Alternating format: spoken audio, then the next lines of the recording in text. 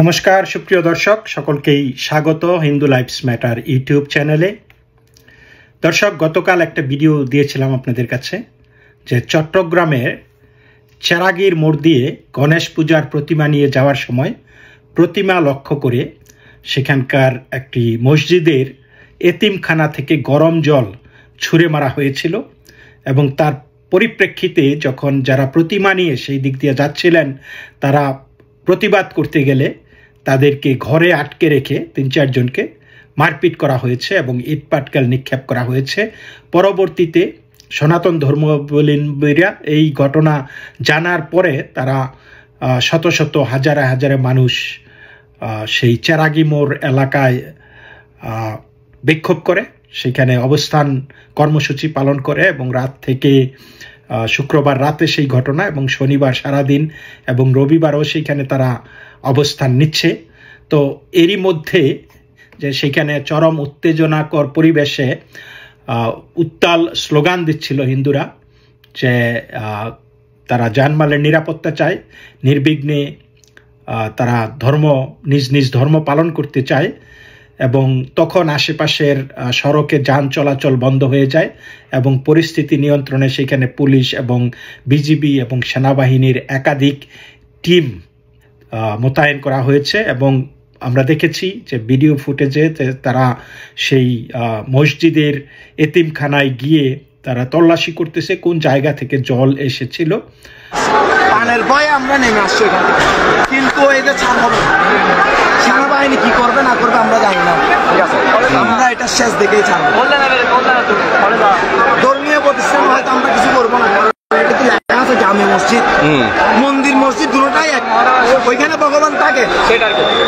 কিন্তু এইসব এই জঙ্গিবাদ এগুলো সব পাকিস্তানের সন্তান, কৃতি সন্তান পাকিস্তানের, এগুলোর মধ্যে তখন ঈশ্বর বসবাস করবে না, এটা ছাড় হবে না। রাস্তায় এখন তো তোমাদের ছেলেগুলো বেড়েছে, তো সেনাবাহিনী আছে এখানে পর্যবেক্ষণে, ঠিক আছে? ওইখানে আমাদের কমিটির লোকও আছে। ওই যে ওই ভিতরে টস মারে ঢুকতেছে হয়তো দেখা যাচ্ছে, কিন্তু আমাদের একজন এখনো আছে, কিন্তু আমাদের বড় ভাইরা বলতেছে ওটা নামাই দিচ্ছে, আমার মনে হয় নামাই দিচ্ছে একজনকে।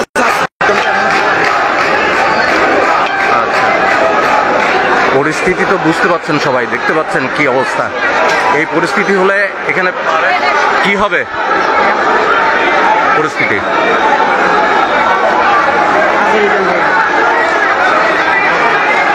ঠিক আছে, রাত্রি সবাইকে শুভরাত্রি।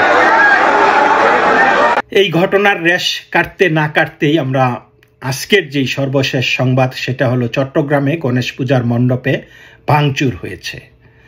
তো চট্টগ্রাম নগরের ফিরিঙ্গি বাজার সেবক কলোনিতে গণেশ পূজার মণ্ডপে ভাঙচুরের ঘটনা ঘটেছে। শনিবার সন্ধ্যা 7টার দিকে দুর্বৃত্তরা পূজা মণ্ডপে ভাঙচুর চালায়। সনাতন ধর্মাবলম্বীদের গণেশ পূজা ছিল শনিবার সন্ধ্যায়। ফিরিঙ্গি বাজার সেবক কলোনিতে পূজা মণ্ডপে গিয়ে একদল দুর্বৃত্ত অতর্কিত ভাঙচুর চালায় এবং এ সময় গণেশের মূর্তির সামনে থাকা পূজার ঘট ও চেয়ার ভাঙচুর করা হয়। ঘটনার প্রতিবাদে ওই এলাকায় তাৎক্ষণিক বিক্ষোভ মিছিল করেন সনাতন ধর্মাবলম্বী বিক্ষুব্ধ নারী পুরুষ। পরে পুলিশ ও সেনাবাহিনীর সদস্যরা গিয়ে পরিস্থিতি নিয়ন্ত্রণে আনেন। রাত 10:30টার দিকে সরেজমিনে দেখা যায় সেবক কলোনির মণ্ডপে পূজার ভাঙ্গা ঘট, চেয়ার, টেবিল পড়ে আছে। নতুন করে সেখানে আরেকটি ঘট বসানোর প্রস্তুতি চলছে। এক নারী পূজারী ঘটনার বর্ণনা দিয়ে বলেন, সন্ধ্যায় 50 থেকে 60 জনের একটি দল এসে ভাঙচুর করে প্রতিমার ঘট ভেঙে দেয়, প্রতিমা লক্ষ্য করে পাথর ছুঁড়ে পালিয়ে যায়। পরে পুলিশ এসে আমাদের বলে নতুন করে পূজা করতে। আমরা ভাঙ্গা ঘট সরিয়ে নতুন করে পূজার আয়োজনের চেষ্টা করছি। ঘটনার পর সেনাবাহিনী ও পুলিশ ঘটনাস্থলে অবস্থান নেয়। সেনা সদস্যদের অন্তত 4টি দল মন্দিরের বাইরে পাহারা দিচ্ছে। এই ব্যাপারে কোতোয়ালি থানার পরিদর্শক সাজেদ কামাল বলেন, পরিস্থিতি এখন পুরোপুরি শান্ত রয়েছে। তাদের বলেছি পূজার বাকি কাজ সম্পন্ন করতে, হামলাকারীদের চিহ্নিত করে আইনের আওতায় আনার কাজ চলছে।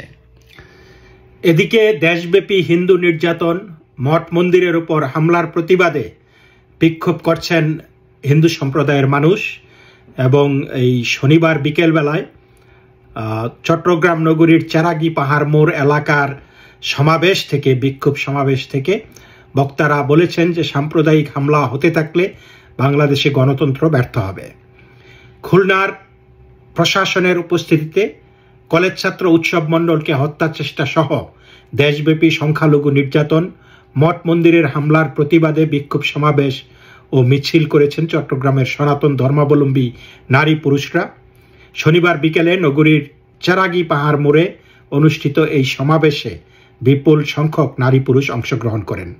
সমাবেশে পুণ্ডরিক ধামের অধ্যক্ষ চিন্ময় কৃষ্ণ দাস ব্রহ্মচারী বলেন, প্রধান উপদেষ্টার দায়িত্ব নেওয়ার পর কথা দিয়েছিলেন সনাতনী সম্প্রদায়ের ৮ দফা দাবি বাস্তবায়ন করা হবে। প্রায় 1 মাস হচ্ছে, কিন্তু দুর্ভাগ্যের বিষয় একটি দাবিও মেনে নেওয়া হয়নি, বাস্তবায়িত হয়নি।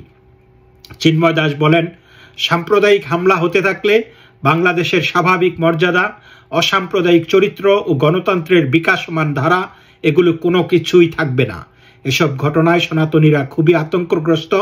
তবে স্পষ্ট ভাষায় জানাতে চাই, আমরা দাবি আদায়ের জন্য প্রতিবাদ অব্যাহত রাখব। দুর্গাপূজার মধ্যেও আমরা প্রতিবাদ অব্যাহত রাখব। চিন্ময় দাস বলেন, খুলনায় আজ উৎসব মণ্ডল মৃত্যুর সঙ্গে লড়ছে। উৎসব অপরাধ করলেও তাকে আইনের হাতে তুলে দেওয়া যেত, তাকে বিচারের আওতায় আনা যেত। সেই ছেলেকে পুলিশ ও সেনাবাহিনীর সামনে আক্রমণ করা হয়েছে, এটা অত্যন্ত উদ্বেগজনক।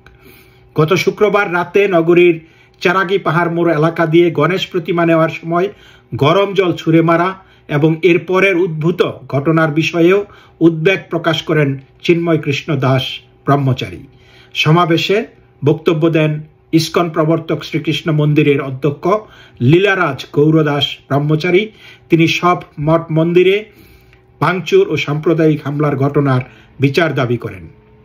পরে সেখান থেকে একটি মিছিল বের করা হয়। পুলিশ কমিশনারের কার্যালয় থেকে পাঠানো এক সংবাদ বিজ্ঞপ্তিতে জানানো হয়েছে, শুক্রবার রাতে ঘটে যাওয়া অনাকাঙ্ক্ষিত ঘটনার পরিপ্রেক্ষিতে সিএমপির পুলিশ কমিশনার হাসিব আজিজ আজ সন্ধ্যায় চেরাগি পাহাড় মোড় পরিদর্শন করে বিক্ষোভরত জনগণ ও এলাকার গণ্যমান্য ব্যক্তিদের সঙ্গে কথা বলেন। ঘটনার সঙ্গে জড়িত ব্যক্তিদের বিরুদ্ধে দ্রুত আইনি ব্যবস্থা নেওয়ার আশ্বাস দেন তিনি। এ সময় সেখানে সিএমপির অতিরিক্ত police commissioner crime and operations Abdul Mannan Mia, অতিরিক্ত police commissioner traffic Masud Ahmed, উপ পুলিশ কমিশনার দক্ষিণ লিয়াকত আলী খান উপস্থিত ছিলেন। সিএমপি কমিশনারের আশ্বাসে বিক্ষোভরত জনতা শান্তিপূর্ণভাবে তাদের কর্মসূচি শেষ করে সমাবেশ স্থল ত্যাগ করেন। এর আগে উদ্ভূত পরিস্থিতি নিয়ন্ত্রণে সিএমপি কমিশনারের কার্যালয়ে স্থানীয় গণ্যমান্য ব্যক্তিবর্গ, পূজা উদযাপন পরিষদ, হিন্দু ধর্মীয় নেতৃবৃন্দ, বৈষম্য বিরোধী ছাত্র আন্দোলনের নেতৃবৃন্দ পরিস্থিতি নিয়ন্ত্রণে এক বৈঠকে মিলিত হন। বৈঠকে ধর্মীয় সম্প্রীতি বজায় রেখে চলমান পরিস্থিতি নিয়ন্ত্রণে সবাই ঐক্যবদ্ধ হয়ে কাজ করার অঙ্গীকার করেন। তো দর্শক, এই যখন ঘটনা বলি ঘটছে বাংলাদেশে, তখন আমরা কিন্তু গতকালকেই তত্ত্বাবধায়ক সরকারের বা এই নির্দলীয় অন্তর্বর্তীকালীন সরকারের প্রধান উপদেষ্টা ডক্টর মোহাম্মদ ইউনূসের মুখ থেকে কিন্তু অন্য কথা শুনেছি। তিনি এই সমস্ত জিনিসকে পাত্তা দিচ্ছেন না, তিনি তুড়ি মেরে উড়িয়ে দিচ্ছেন যে বাংলাদেশের হিন্দুরা নির্যাতিত হচ্ছে বা বাংলাদেশের হিন্দুদের মন্দিরে আক্রমণ হচ্ছে, এগুলি তিনি মানতে রাজি না। তিনি বলেছেন যে এগুলি যা বলা হচ্ছে যে এই যে হিন্দু নির্যাতনের কথা, এগুলি একটা অজুহাত, এবং সেটা ভারতীয় সংবাদ মাধ্যমে একটি সাক্ষাৎকারে তিনি এই কথা বলেছেন যে এগুলি নাকি অজুহাত এবং অতিরঞ্জিত করে এই হিন্দু বা সংখ্যালঘু নির্যাতনের ঘটনাগুলিকে ফলাও করে প্রচার করছে।